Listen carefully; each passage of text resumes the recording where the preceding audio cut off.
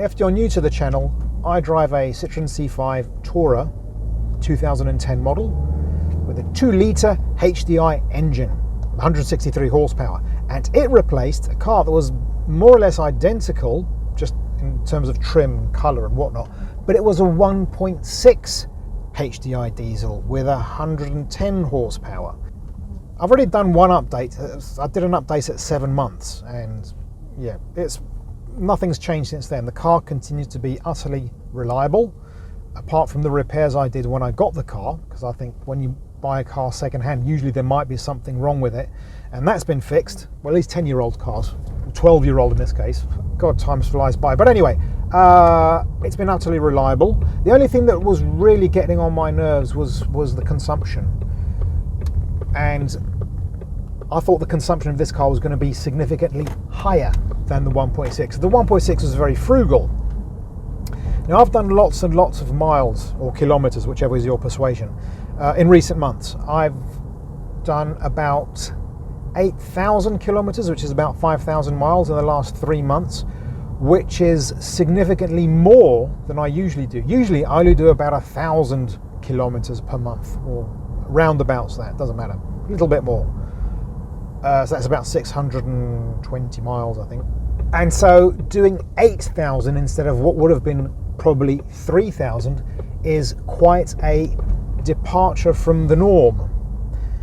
Now, the reasons why I've done so many miles will become clear in the future. It doesn't have that much bearing on this channel, though the reason was foreshadowed on this channel some time ago, which I find absolutely fascinating, really interesting, or cosmic, I don't know what to think. It's amazing. Looking back, I would never have thought that thing would have come back and become reality, but I've spoken enough about that.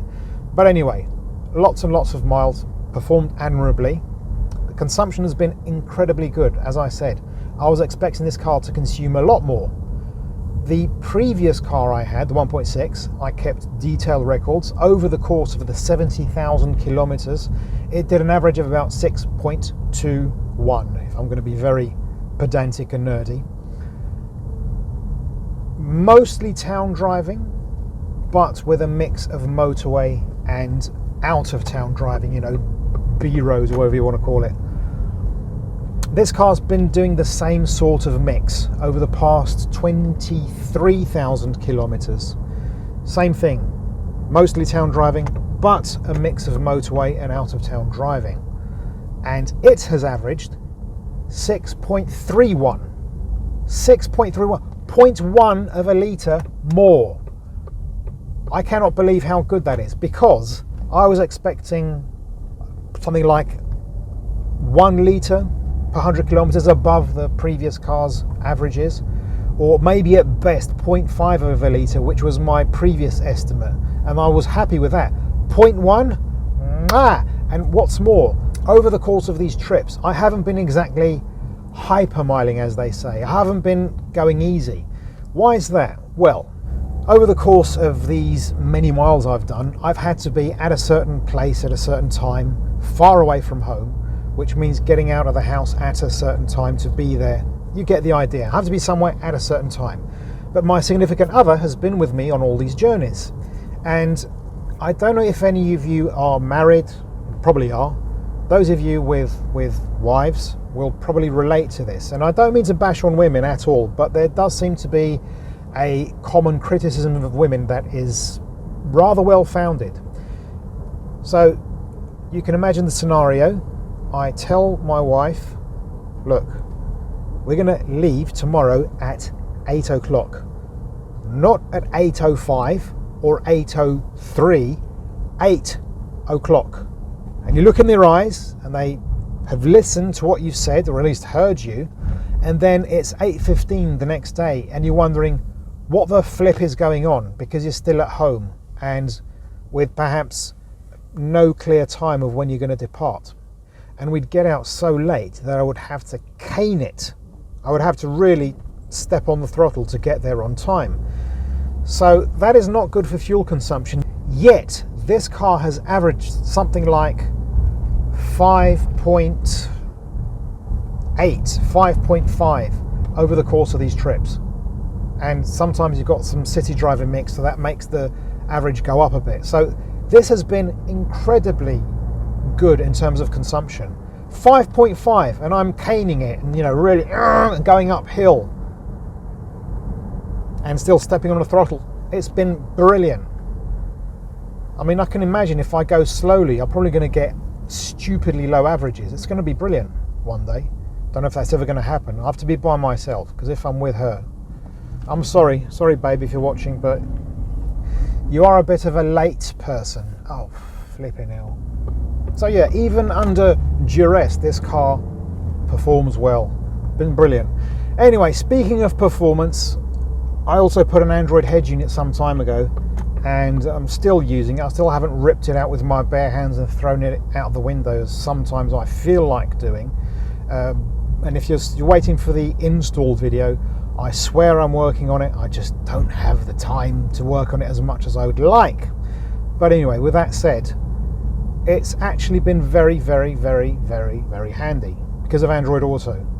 And for those who don't know, I had a Citroen Citroen head unit that had its own integrated navigation, which was very poor, to put it mildly. And now I've put an Android head unit which gives me access to Google Maps, and it's been very handy. It really has saved my bacon sometimes. Sometimes it's made me want to tear my hair out. Yesterday it took me down a path which would have been difficult for Jeeps.